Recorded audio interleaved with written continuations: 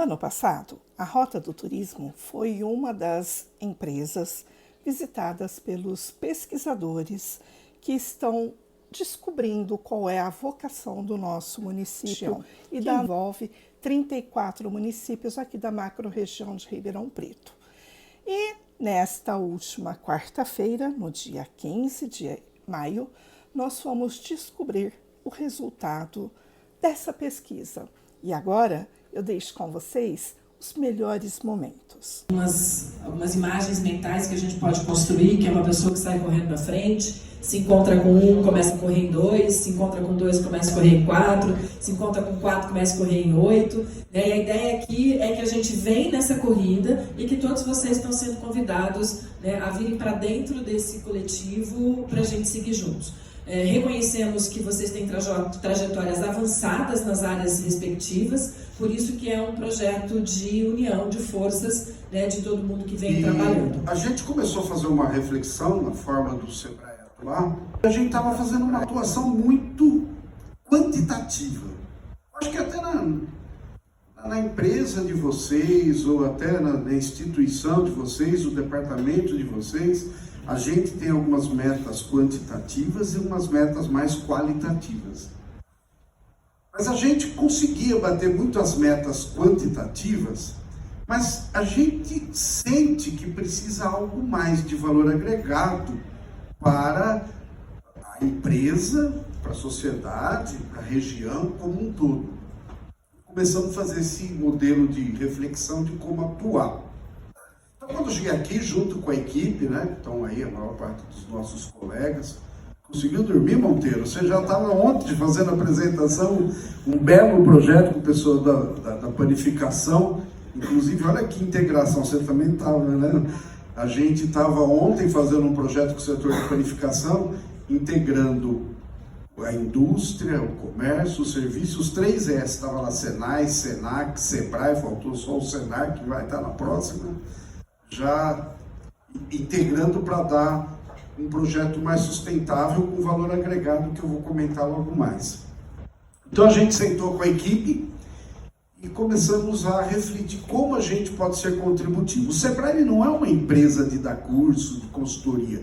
Cursos e consultoria que o Sebrae faz é para poder ajudar o desenvolvimento de um setor, de uma região, né? E a gente começou a olhar várias organizações, e aí eu, olhando um monte de material, foi aí que eu identifiquei e conheci o volume 1 do Ligados pela História. E quando eu olhei, falei, nossa, esse pessoal está falando da região metropolitana de Ribeirão Preto. Olhei atrás, tinha o IPSIC, né?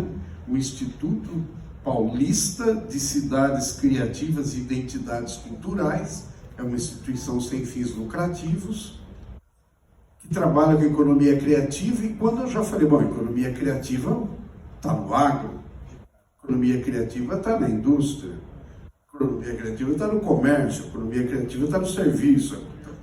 E aí foi quando eu chamei a Adriana, me mostrou o volume 1, falou do volume 2, e a gente começou a conversar sobre a possibilidade deles fazerem um levantamento de oportunidades e da governança dessa região metropolitana de Ribeirão Preto.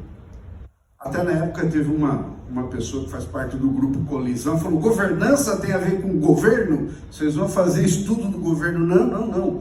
Governança, a gente, até para ficar bem claro mesmo, a gente é a integração do poder público, privado, dentro do privado, os representativos do agro, da indústria, do comércio, do serviço, da economia criativa, do turismo, da cultura, a gente se juntar e refletir como a gente pode colocar aquele plano de ação desenvolvido como prática. Então, essa integração que a gente chamou de governança, que é o que eles vão estar comentando hoje. Vocês vão ver que há 30 anos atrás, quando eu entrei no Sebrae, quando eu cheguei no Sebrae, a gente conhecia muito separado. Era uma estrutura de gestão muito mecanizada. Era o agro, a indústria, o comércio, o serviço, e cada um conversava assim na vertical. Então você pegava uma federação do agronegócios, né, Federação da Agricultura, Senar, e conversava e atuava no setor do agro. Mesma coisa a Federação da Indústria, o Senai, SESI, e atuando com a indústria. Mesma coisa no comércio e tal. Isso era 30 anos atrás. E a gente começou a ver que o mundo, os modelos de gestão, inclusive o modelo de governança que eles apresentam, não é mais mecânico. A coisa está passando por um modelo totalmente diferenciado da integração, a continuidade, é muito mais horizontal, é muito mais não mecânico, e sim biológico, e sim sistêmico, do que essa questão mecânica. Então, por isso que ontem eu fiquei muito feliz quando a gente está fazendo esse trabalho com as padarias, que estavam os 3 S's integrados, falando, olha, nós vamos fazer esse trabalho com resultado finalístico. Você, padaria, que vai estar participando desse projeto, a gente falou ontem, né? Nós vamos medir hoje, nós vamos medir daqui 6 meses, tem que ter 20% de aumento de faturamento como resultado finalístico. A gente está cansado, às vezes, de fazer alguma coisa que não está tão estruturada, faz uma coisa isolada, mecânica, né, um curso, e que a gente depois coloca dentro da gaveta. O que a gente não quer é que esse exemplo do Ligados pela História, que aí tem oportunidades, milhares de oportunidades, conversando outro dia com a nossa representante, a Fabiana, que está lá no fundo. Falei, Fabiana, dá uma olhada, são 34 municípios da nossa região. Cada hora tem 3, 4 oportunidades de fazendas históricas, dá mais de 100. Imagina quantos roteiros dá para fazer, né, para as pessoas visitarem essa história linda que nós temos, não só do café agora. Tem muita coisa boa, dá para fazer vários e vários roteiros. Não dá para a gente trabalhar se não integrar a cadeia produtiva do agro, da indústria, do comércio, do serviço, poder público e privado, secretários de desenvolvimento, secretaria de planejamento, de cultura, vários municípios, e a gente pensar isso de uma forma diferente, que tenha um modelo de continuidade do que a gente quer fazer, não pode ficar na gaveta. E a gente está dando esses primeiros passos, né, nesse diagnóstico de oportunidades, nesse diagnóstico, nesse modelo de governança, que nós, independente de qualquer governo, nós temos um grande apoio, sim, do governo do Estado de São Paulo, do secretário de Desenvolvimento, Jorge Lima, mas independente de qualquer partido, qualquer governo, nós, apartidários, vamos estar nos juntando e aproveitando as oportunidades que tem aqui. Mas quando a gente faz uma reflexão na nossa região, só Ribeirão Preto tem praticamente aí 700 mil habitantes. Se a gente pegar um raio de 100 quilômetros em torno de Ribeirão Preto, que inclui São Carlos, Araraquara, Franca, Barretos, mas todos os municípios que tem, olha, no mínimo vai dar 2 milhões e meio, 3 milhões de habitantes.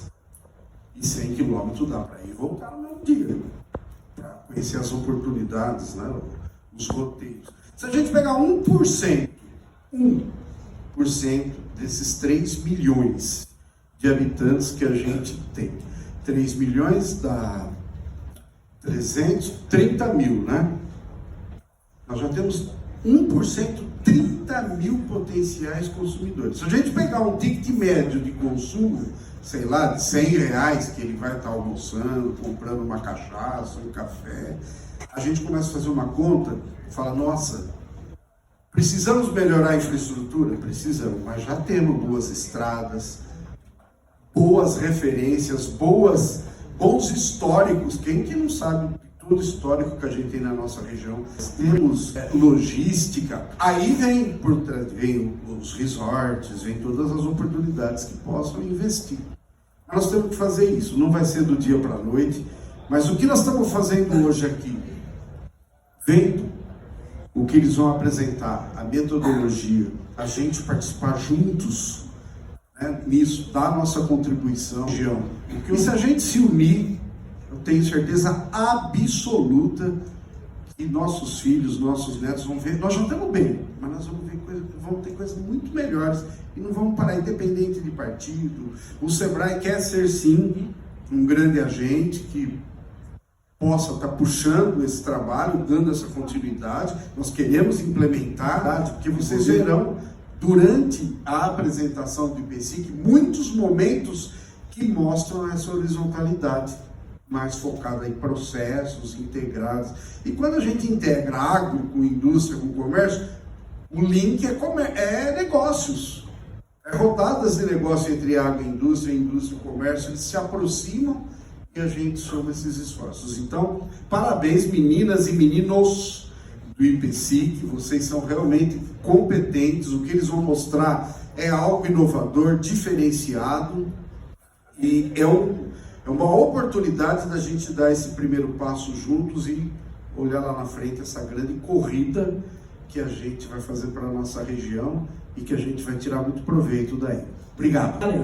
Agora, o que é importante da gente pensar é que para tudo que a gente se propõe a fazer, é necessário, até pelo bom resultado desejado, que a gente tenha método, né?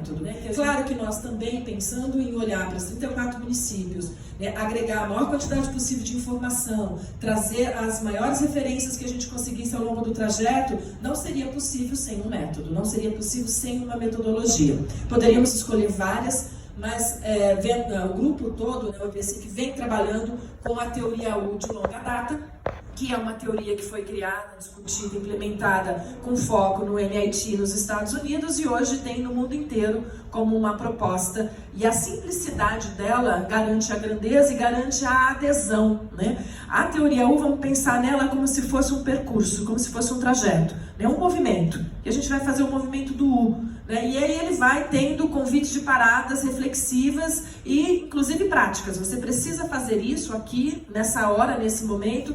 Tem que fazer essa reflexão, conversar com essa pessoa para você chegar lá no final. A gente se despede da arrogância de entender que a gente está chegando e está desbravando caminhos, né? A gente faz o exercício de leituras e releituras daquilo que é possível ou que está disponível. Não significa que a gente tenha conseguido acessar todas as fontes de informação sobre o tema, mas aquelas que estavam disponíveis, né, ao olhar do grupo participante, faz sentido. Então, o primeiro exercício que a gente fez foi esse de leituras, de conversas, informações que a gente tem ao longo da vida, participou daqui, dali. Então, a gente faz um conjunto de coisas, um conjunto de conhecimento já produzido antes da nossa chegada na temática, no cenário, né, para a gente reconhecer a trajetória e tentar trazer para dentro desse grupo as informações que já foram trabalhadas, com vários motivos, mas um deles é de realmente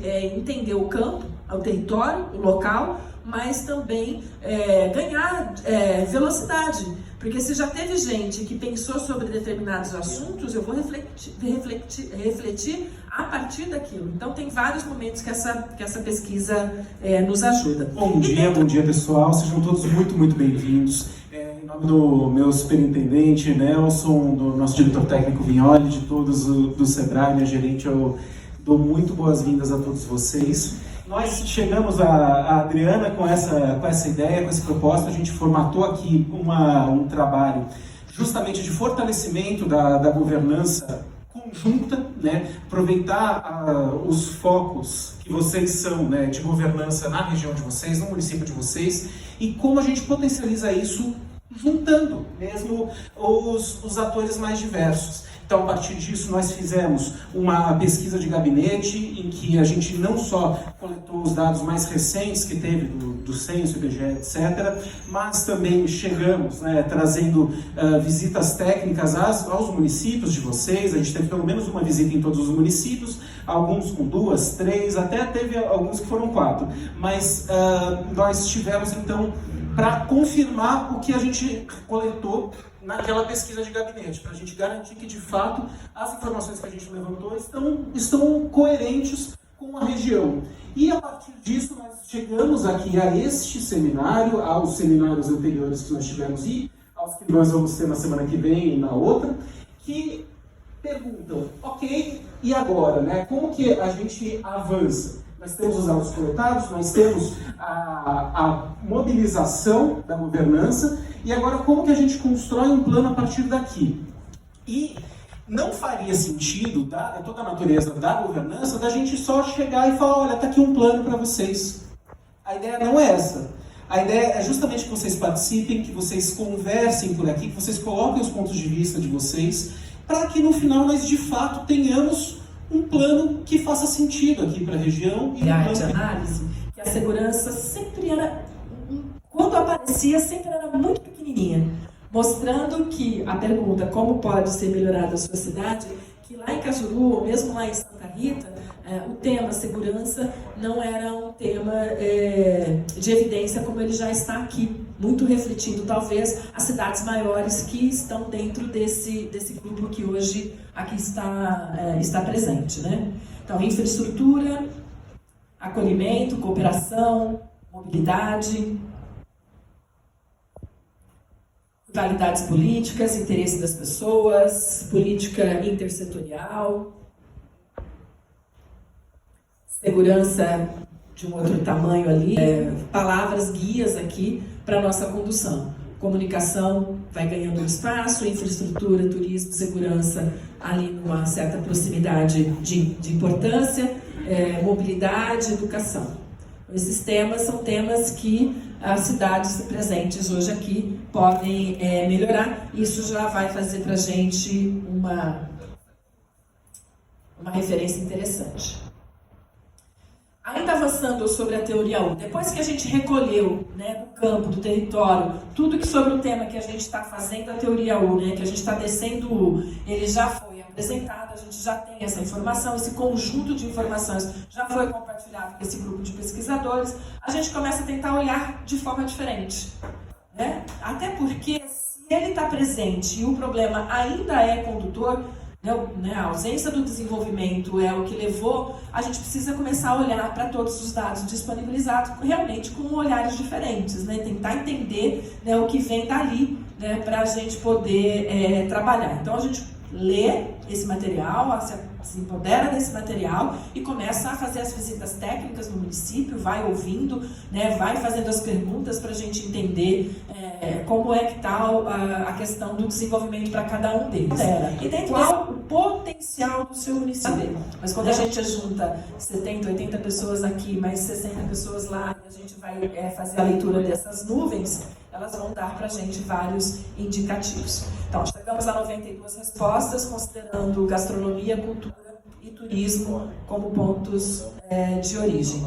É importante a gente falar que algumas coisas nos orientam no processo de pensamento, e tem uma frase do Edgar Morin que é extremamente importante para refletir, né, sobre o que a gente está propondo aqui nessa manhã. Que o Edgar Morin vai dizer que não só o que eu não sei me cega, mas o que eu sei. Então, quando a gente para fazer esse download, olhar o que já produziram, quando a gente se propõe a um olhar diferenciado, às vezes aquilo que a gente sabe embrutece o nosso olhar de aprendiz, e a gente não agrega, a gente não soma, a gente não deixa ir coisas que são importantes, e é por isso que a gente precisa muito de uma conversa com a nossa psicóloga Marlene. E conversar sobre as realidades é uma situação às vezes confortável e às vezes não tão confortável, porque precisamos olhar para aquilo que está acontecendo dentro das nossas instituições, dentro das nossas empresas, dentro das nossas governanças, né? Dentro do nosso município. Tá? Então, dentro da teoria U, nós vamos fazer um outro exercício. Nós estamos aí agora aprofundando o processo. Como a própria Adriana diz, quando ela fala do Edgar Morin, nós vamos começar a pensar no deixar ir. Quando nós avaliamos, fazemos um diagnóstico, quando evidenciamos aquilo que está acontecendo no município, é importante que a gente comece a pensar o que é que não está tão legal assim, que a gente precisa deixar ir. Então, dentro dessa perspectiva, o que a gente tem que deixar ir? O que não deu certo. Eu tenho que olhar para aquilo, para aqueles investimentos que foram feitos, as empresas, em termos de ter olhar, olhando para o que não deu certo, o que foi as parcerias, os projetos, né, as hipóteses criadas que não foram efetivas. Alguns apelos, algumas propostas que às vezes a gente tinha lá desde a nossa infância, né, ou que trazemos aqui para o nosso coletivo e ficamos apegados e não deixamos que o novo venha. Para as fragilidades também, a importância da gente reconhecer as fragilidades. Isso tudo vai exigir o que a gente chama do autoconhecimento. E esse autoconhecimento, ele dói. Para que a gente tenha o autoconhecimento, a gente precisa se sentir seguro naquele lugar, em que eu possa partilhar as minhas ideias e sou ouvido, não sou apenas criticado. Entrar em contato com aquilo que a gente tem que se desapegar. Olha, tem um ditado japonês que diz que para obter a gente precisa se desapegar. E muitas coisas que acontecem na nossa região, de mudanças, de transformações, elas são frutos desse desapego. Às vezes aquela estrada que eu pensei que chegaria melhor até uma cachoeira, até um turismo de ciclismo, não era a melhor estrada. Trouxe grandes mudanças. Continuamos ainda com a rivalidade? Isso é importante, né? A política é a importância da gente realmente refletir. O que isso vem dizer? Que muitas vezes se começam os projetos e os projetos são interrompidos por conta só de uma descontinuidade, por conta de questões partidárias, em que se perde todo o objetivo que é a comunidade e não a minha intenção, o meu ego. Então, esse deixar vir, ele implica em deixar vir o novo, a olhar sobre um outro prisma, mudar a lente do óculos. Às vezes o óculos nosso está tão embaçado que a gente não enxerga, né? Então, deixar vir implica em autorregular. O que é autorregular?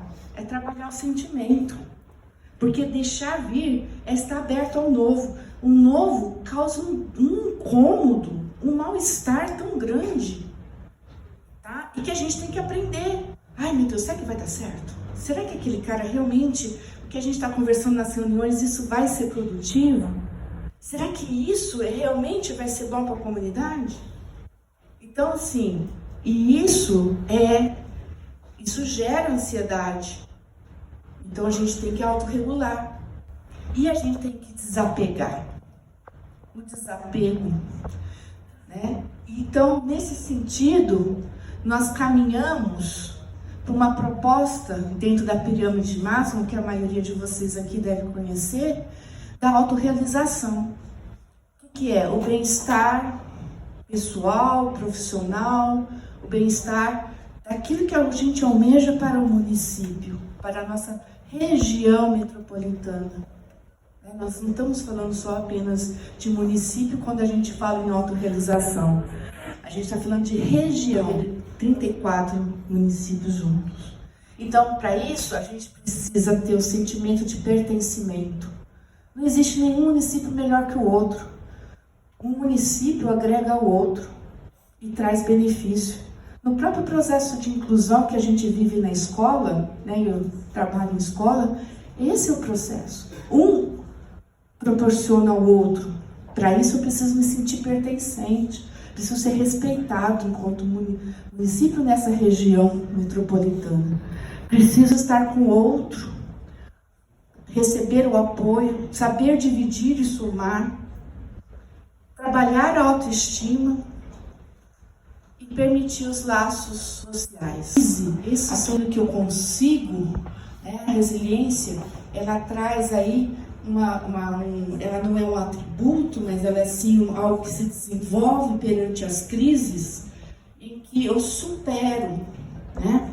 Eu sofro, mas eu supero. E muitas vezes eu saio melhor do que eu estava. Esse é o conceito de resiliência, que vem da física. E aí, na América Latina, nós temos, perante as várias calamidades que nós temos na América Latina, que já aconteceu, nós temos o conceito de resiliência comunitária. E é ela que vai dar base para todo esse trabalho quando a gente pensa numa região metropolitana que quer aproveitar os seus recursos, aproveitar o que tem de bom para deixar ir e vir aquilo que pode trazer benefício para o seu povo, para a sua comunidade. Então, por isso que a gente aposta nesse conceito. Só que a resiliência comunitária, ela está baseada no conceito de solidariedade, né? Hoje, todos nós estamos muito mexidos, né, pelas questões que estão acontecendo no Rio Grande do Sul. Se a gente não tivesse esse sentimento que permeando as nossas relações, eles não estariam recebendo tanta ajuda como eles estão recebendo. Da mesma forma, nós precisamos criar a nossa identidade cultural. Tá? O que marca o nosso município? As danças, os costumes. Quais são a identidade da nossa região metropolitana? É a autoestima, ter orgulho daquilo, mas não um orgulho isolado, um orgulho coletivo, né? E o humor social. Gente, o humor é aquilo que nos salva da depressão, tá? Aquele momento que a gente começa a rir da gente mesmo, tá? Então, essa perspectiva de cooperação em que faz os cooperados rirem, às vezes, das próprias coisas que, às vezes, não deu certo. E, sem dúvida, a questão da honestidade. Hoje, é a questão que todos nós precisamos para confiar numa proposta, para nos entregarmos a uma proposta. A honestidade, ela é um fator muito importante para que a gente desenvolva a resiliência. E aí, quem grita mais alto? Será que a gente está gritando alto o suficiente para chamar a atenção? Né? Se realmente quem grita mais alto. E a hora que a gente vai colocar aí nas passeatas, inclusive o quantitativo, né? Porque muitas vozes juntas ecoa mais fortemente, né? Talvez algumas vozes representativas aqui precisam ser mais coletivizadas para que o processo dê conta, né, de tudo que a gente precisa. Mas, como eu disse, tem muita coisa para acontecer ainda, por favor. Depois de 10 anos fazendo pesquisas sobre a região de Ribeirão Preto, uma frase resume muito o que a gente chama de ethos, né? Esse conjunto de valores e posicionamentos que parece que predomina na maior parte dos municípios da nossa região. Primeiro, a ideia de que eu tenho a solução, só não realizo por culpa do outro, mas a minha solução é melhor. Sem sombra nenhuma de dúvida. Vale para todo mundo isso.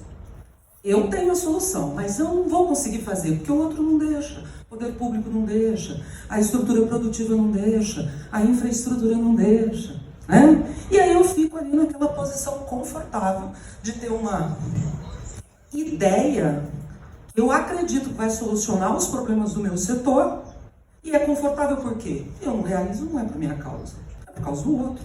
Então, ok, né? E um segundo ponto, a ideia de que não depende de mim, que está intimamente ligada à primeira. Na psicologia organizacional, a professora Marlene sempre trabalha isso com a gente.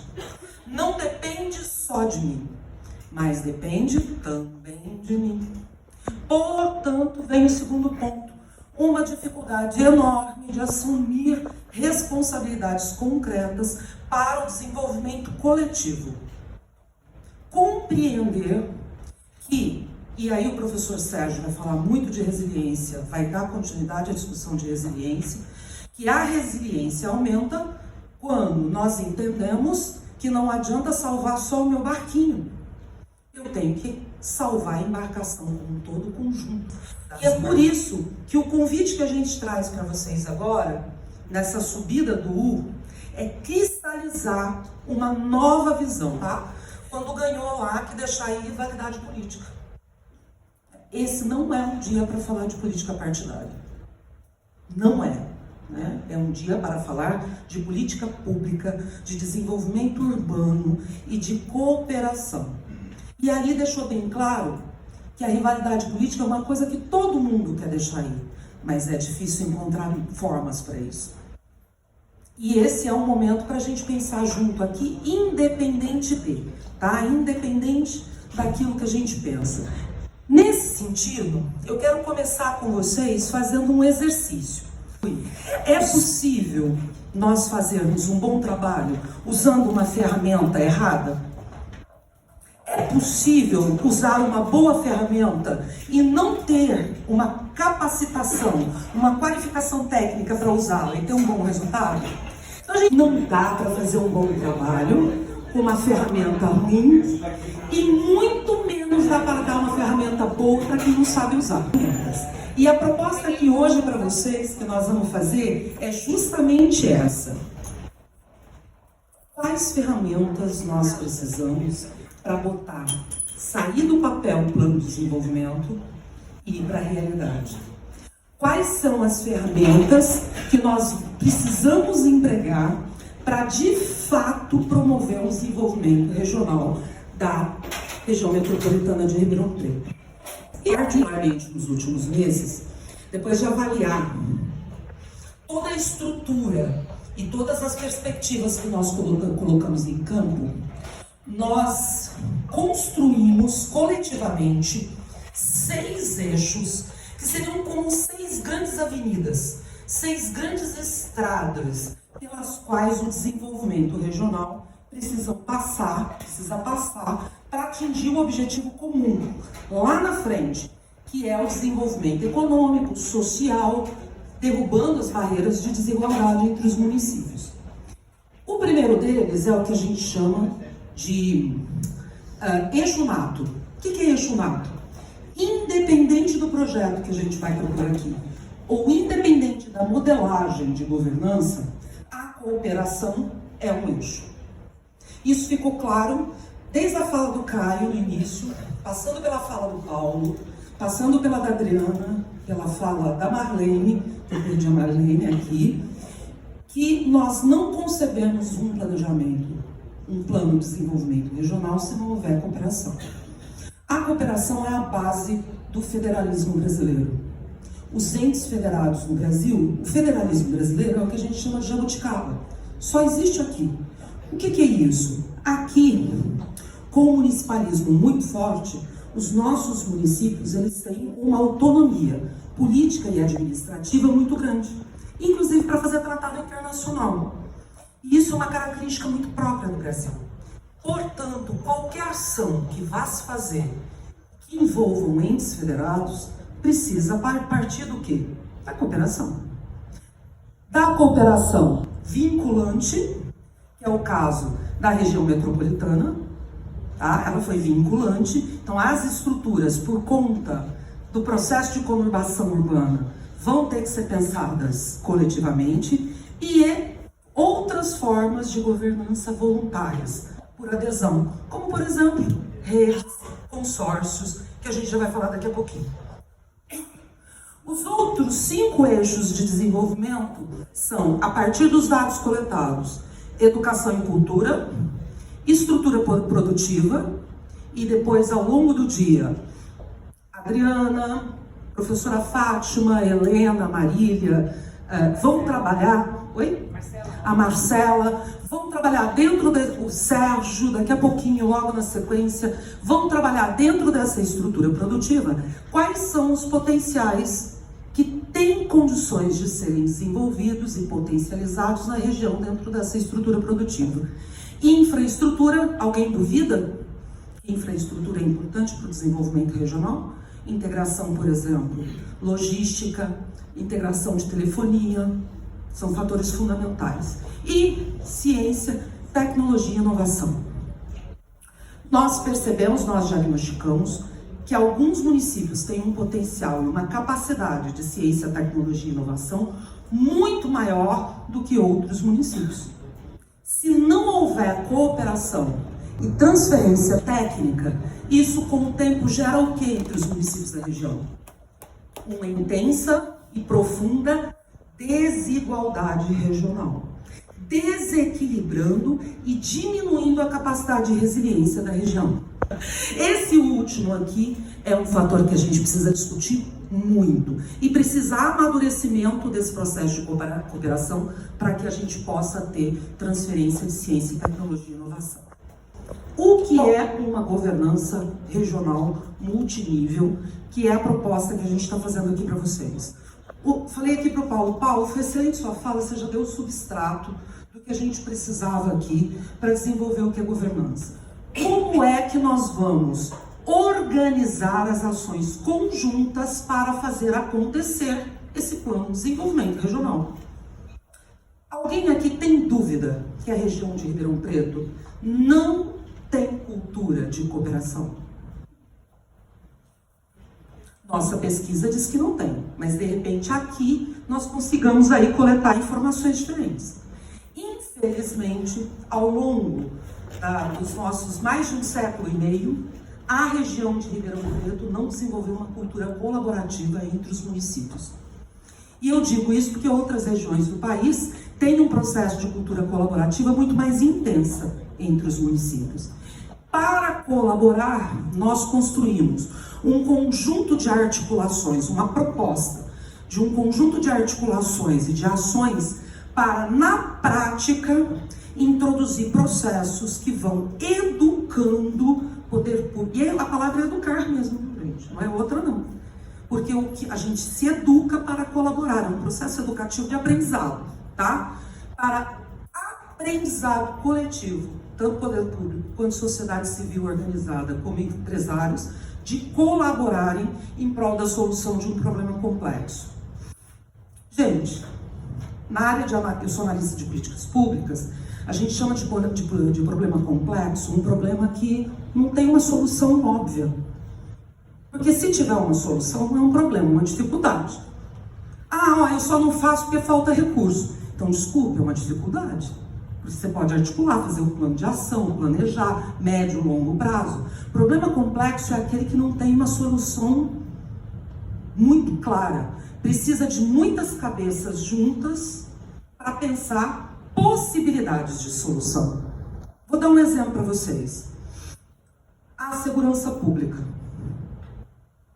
é um problema complexo ou fácil? Se fosse fácil, alguém já tinha resolvido sozinho, minha gente. Se não resolveu, é porque precisa de muitas áreas, é intersetorial para ser solucionado. Portanto, é um problema complexo. Vamos lá. Perceba que a gente já considerou aqui a região metropolitana de Ribeirão Preto, que é uma instituição estabelecida de integração urbana dos municípios, dos 34 municípios da região. Não dá tempo da gente aprofundar aqui, mas integração urbana é diferente da estrutura de administração que se cria para o desenvolvimento dessa integração urbana. Tá? Num futuro, num outro momento, a gente pode aprofundar isso. Qual é a nossa proposta? Integrar níveis verticais, município, região metropolitana, São Paulo, Brasil, regional, América Latina e global. Então, uma integração vertical. A integração horizontal, que também inclui os municípios e a estrutura, os setores de desenvolvimento. Então, aqui estão pendurados os vetores de desenvolvimento. E uma integração diagonal, que perpassa tanto pelos setores de desenvolvimento e pelos municípios, como pelos entes federados, aqui na verticalidade. Quem é que está aqui, na diagonal, participando de tudo? Sociedade civil, partes interessadas, tanto sociedade civil organizada, como o setor de empresários. Pode passar, Adri. Pega aquele desenho e vamos amadurecer um pouco. Para vocês entenderem um pouquinho melhor, Eu já coloquei aqui um desenho um pouco mais colorido para ficar mais claro de como essa integração pode acontecer. E volto a dizer, um convite. Nós não estamos aqui falando na teoria, nós estamos convidando. Cada cabeça que eu estou vendo nesse auditório tem potencial para participar dessa governança, inclusive com tomada de decisão. Porque a proposta da governança multinível é que as tomadas de decisão sejam mais horizontais e que sejam compartilhadas entre poder público e sociedade civil. Vamos ver aqui numa outra modalidade de desenho. Em azul, os entes federados. Em amarelo, os eixos de desenvolvimento, lembra? Educação, cultura, meio ambiente, lembra? Ciência e tecnologia. E em laranja, as partes interessadas da sociedade civil.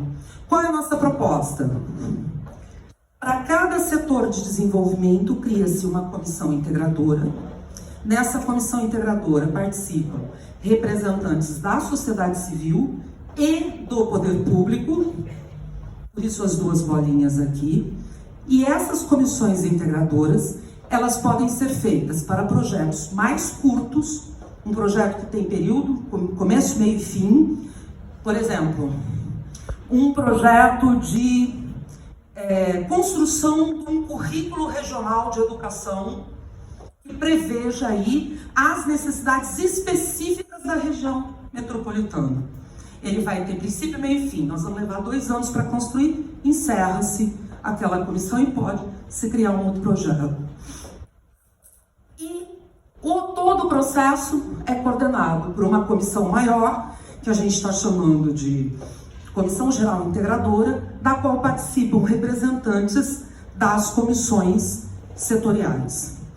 Algumas contribuições já vieram nos seminários anteriores. Quem vai ser o ponto focal de cada uma dessas comissões? Quem serão, por exemplo, os responsáveis pela execução das tarefas? As contribuições que vierem de vocês, nós vamos fazer um detalhamento das funções e é a próxima etapa de pactuação. Vamos dar um exemplo agora. Nós fizemos aqui alguns exemplos para vocês, eu vou trazer o de agroindústria e depois a Adriana vai trazer um na área de educação e cultura. Imagina que amanhã vocês digam, vamos começar pela agroindústria? Não duvidamos que é um dos setores mais fortes da nossa região. Vamos começar pela agroindústria? Aquele desenho ganha uma conformidade.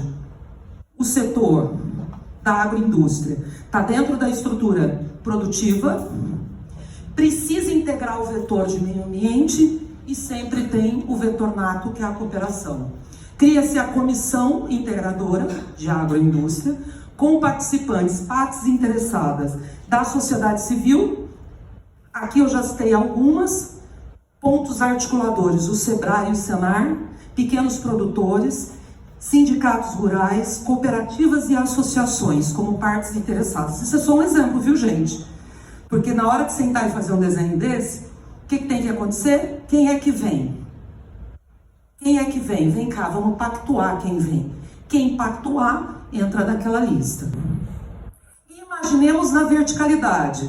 Podem integrar, podem aderir os municípios que têm potencial de agroindústria, pode aderir o Secretário de Desenvolvimento, Agricultura e Abastecimento, a PRONAF, o PNAE, demais programas de certificação na agência de cooperação, agências de cooperação técnica internacional, tudo depende do poder de articulação. Essa comissão fica sob a coordenação da comissão integradora. Pode passar. Percebam que é bem horizontal, tá? O que eu preciso para viabilizar isso? Pode passar. Eu preciso de 6 pontos fundamentais que são baseados tanto na literatura internacional quanto no levantamento que a gente fez dos casos exitosos de planos de desenvolvimento regional no Brasil e no exterior e de cooperação. Primeiro passo, nós temos que definir a atribuição de responsabilidade e distribuição de poder. Logo, no plano. No plano isso já tem que estar definido. Lembra a história? Não depende de mim? Esse primeiro depende também de mim. Eu não posso considerar que num plano de desenvolvimento regional eu serei só beneficiário. Isso eu estou dizendo das partes interessadas e do poder público. Nós devemos considerar que todos serão corresponsáveis, portanto, elaboradores, executores e também beneficiários, ok? Financiamento das responsabilidades, já no plano. E isso é uma próxima etapa, agora que a gente vai começar a discutir já. Quem financia o quê? Qual é o potencial de captação de financiamento para as ações que nós vamos planejar? Capacidade dos membros da rede. Gente, é duro isso que eu vou falar, mas é uma realidade. O nosso diagnóstico, ele levantou uma baixa capacidade, e quando eu digo o nosso diagnóstico levantou, é com percentuais relevantes, viu? Uma baixa capacidade técnica do poder público. Então não adianta esperar que você vai jogar um diagnóstico na mão de uma equipe do poder público e ele vai ter condição de destrinchar, principalmente se a cidade tiver uma baixa capacidade de ciência, tecnologia e inovação dentro da própria prefeitura, e que ele vai destrinchar aquilo e conseguir promover uma solução inovadora. Uma das maiores dificuldades aqui é de inovar soluções. Então, uma baixa capacidade de inovação e capacidade técnica no poder público e no empresariado.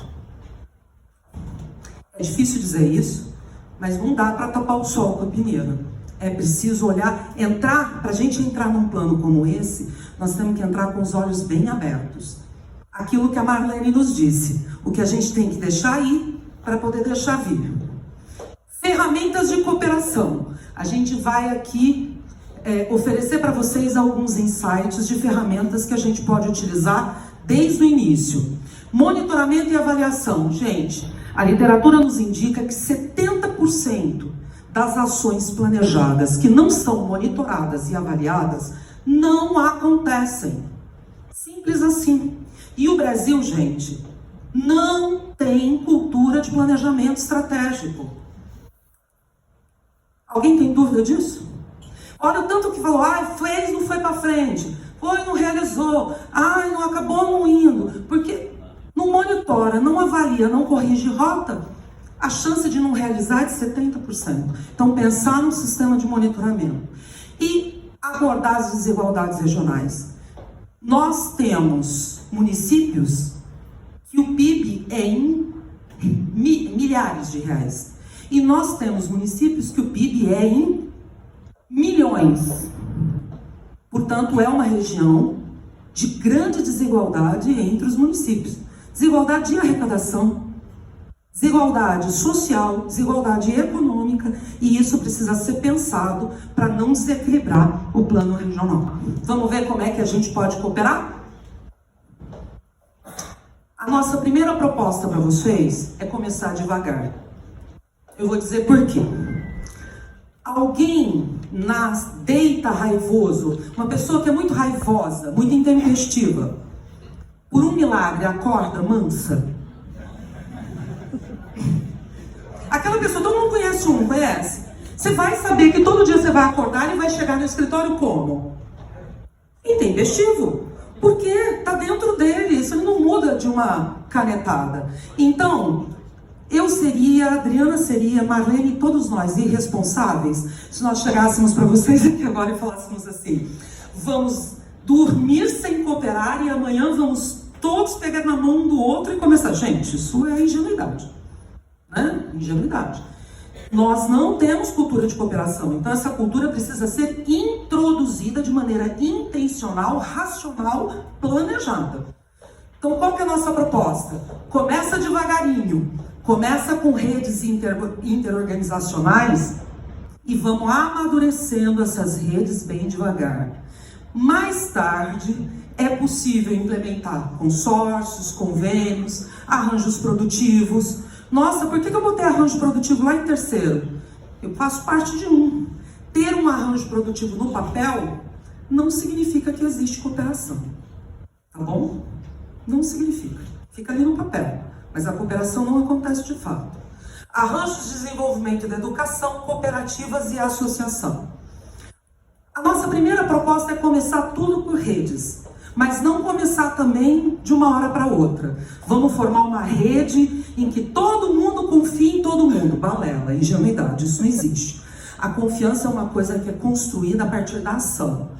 Como você confia no outro? Se ele te dá a devolutiva, se ele cumpre o que promete. A devolutiva é fator fundamental para construir confiança. Então, qual que é a nossa proposta? Que a gente comece devagar com a implantação de redes de troca de experiência e recurso. Por quê? Porque aqui é a brincadeira do ganha-ganha. Eu troco experiência, é muito legal quando a gente participa de congresso, evento, em que o pessoal é chamado para compartilhar as práticas. Todo mundo quer compartilhar o que deu certo, né? Porque é aquela coisa da vaidade.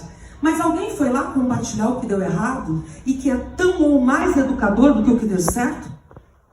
Difícil, né? Então vamos começar por uma rede de trocas em que é possível ter apresentação de boas práticas, o que deu certo, o que deu errado, para que o grupo possa começar a confiar um no outro.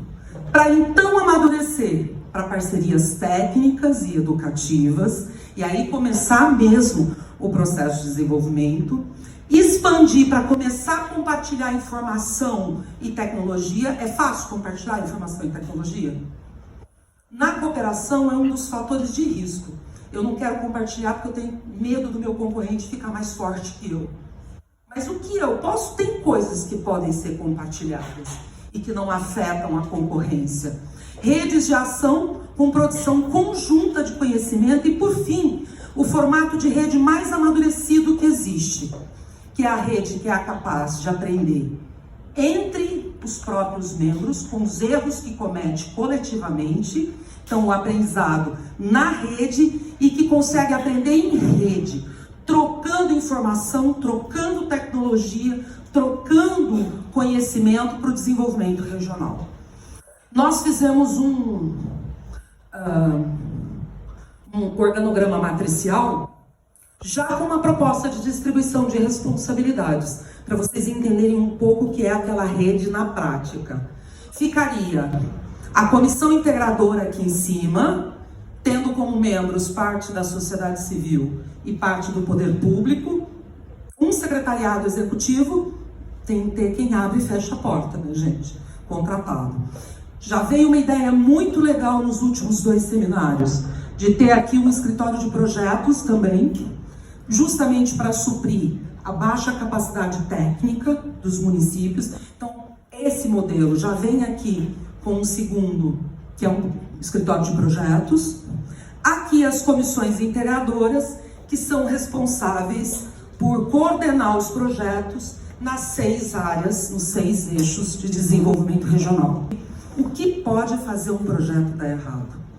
E um plano de desenvolvimento regional já tem literatura suficiente para dizer para a gente quais são os riscos que a gente tem que prever para mitigar, para que o plano de desenvolvimento regional não nasça morto.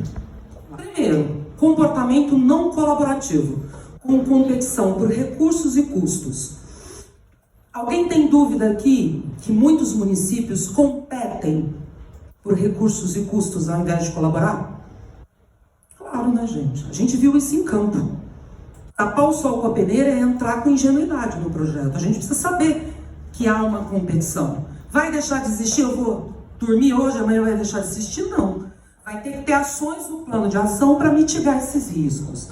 Baixo nível de transparência e falta de foco no fortalecimento da confiança entre os membros.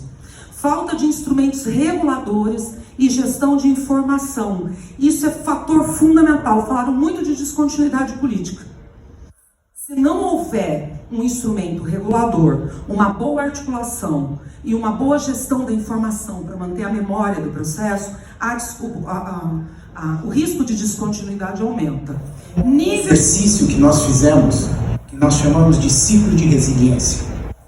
Por que um ciclo de resiliência de uma economia? Vocês, aqueles que estão acompanhando o debate na academia, nas universidades, existe uma dicotomia grande hoje.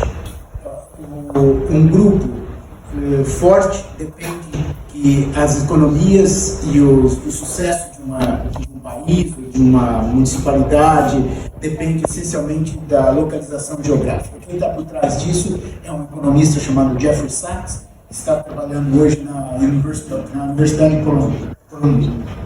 E um outro grupo que trabalha com instituições. Então existe e esse debate nem sempre é muito educado. Se vocês acompanharem isso, tem agressões, e fala essencialmente de infraestrutura e fala essencialmente de instituições. Então existem esses dois grupos, o grupo da instituição comandado essencialmente por um economista chamado Darren Acemoglu, que trabalha na MIT, e um outro economista chamado Jim Simons, que trabalha na Universidade de Harvard.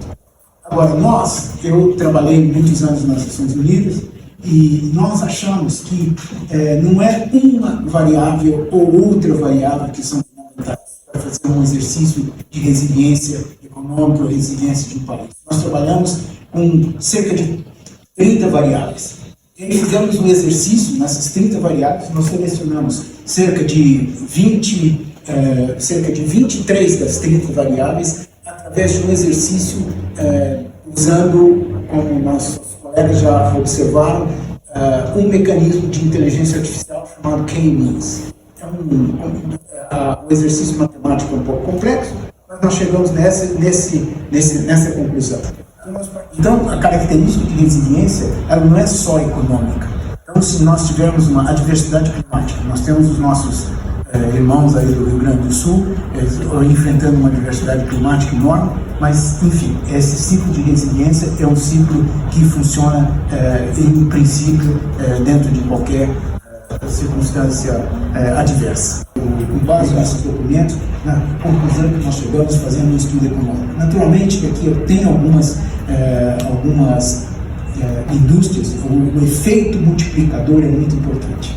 Então, aqui, o efeito multiplicador de algumas dessas atividades é maior do que outros. Eu não vou entrar em detalhes por uma questão de tempo, mas, por exemplo, a indústria tem um efeito multiplicador de 2,14. O que quer dizer isso? Que as atividades relacionadas com a indústria têm um efeito multiplicador muito maior do que simplesmente o desenvolvimento daquela indústria. O outro efeito multiplicador, vou usar um agora que é bastante comum aqui, é o da agricultura e pecuária, que é um efeito multiplicador inferior, ele vale 1,67. E quer dizer isso? Que a agricultura e pecuária é importante em si, mas ela tem um efeito multiplicador inferior. Essencialmente essa a posição, o que eu gostaria de mostrar para vocês. Alternativa de profundidade. Então, em níveis diferentes, nas 34 cidades, o turismo apareceu. Então, como ele apareceu e o nosso trabalho é fruto de escuta, obviamente a gente não pode negligenciar. Por isso, então, a gente vai fazer uma divisão de falas ao longo do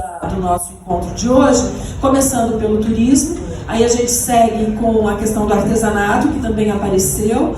Aí apareceu a questão da cerveja muito forte, do café e da cachaça. Então a gente vai trazer esse tema na abordagem. Nós temos a agricultura, a agroindústria, inclusive a familiar. Nós temos o meio ambiente como uma necessidade de preservação, mas também como um elo de desenvolvimento. E trabalhar a questão da micropolítica. Mas trazendo para a gente essa proposta, a gente começou a colocar aqui no mapa. Então tá, onde está a agricultura familiar, onde está o artesanato, onde está a cachaça, o café, a cerveja, o doce, o queijo, o vinho, né? Onde está essa produção? Então a gente começou a mapear, né, com as referências.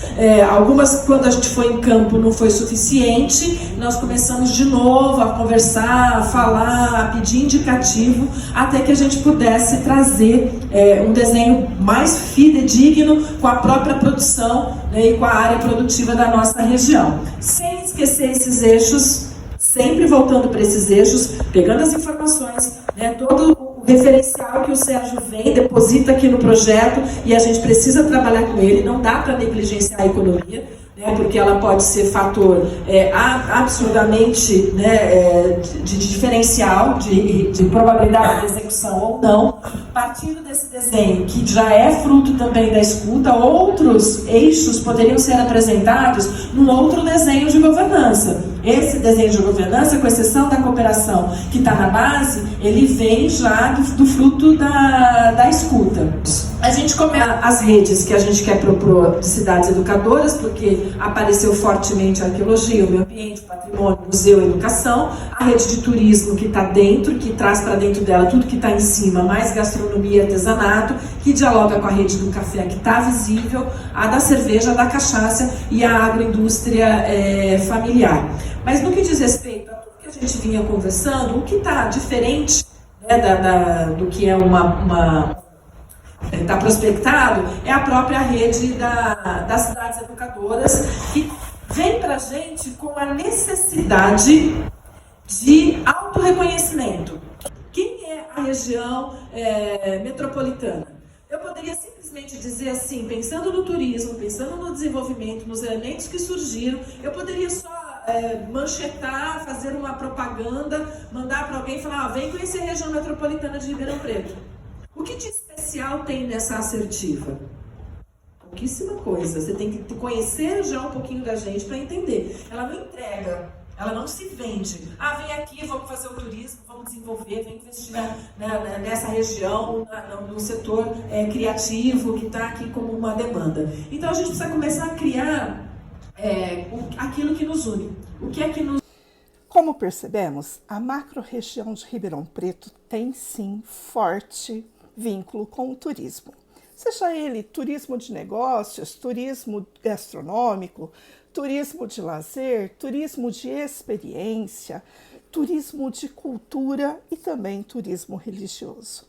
E de tudo isso, no final da apresentação, nós tivemos algumas pessoas que nos falaram sobre um pouquinho de tudo aquilo que a gente pode estar desenvolvendo em parceria.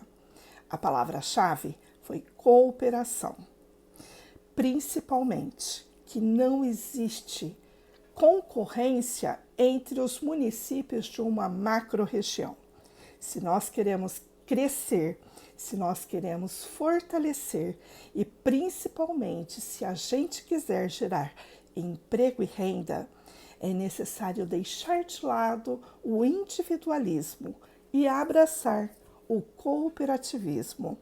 Cooperação é a chave principal do sucesso de qualquer empresa e de qualquer segmento, principalmente quando nós falamos de turismo. E já que estamos falando em turismo regional brasileiro, foi um grande prazer ver que nós, da Rota do Turismo, estamos no caminho certo. Sim, cooperação é o elo forte do nosso segmento. Juntos, nós fortaleceremos o turismo regional brasileiro. E juntos, todos os segmentos, todos os municípios da nossa macro-região, nós conseguiremos gerar emprego e renda.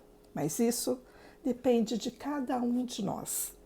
Não adianta buscar culpados, não adianta querer ser bom sozinho, porque você pode ir mais rápido sozinho, mas quando a gente está junto, a gente fortalece e ninguém segura uma potência do nosso turismo regional, principalmente da macro-região de Ribeirão Preto.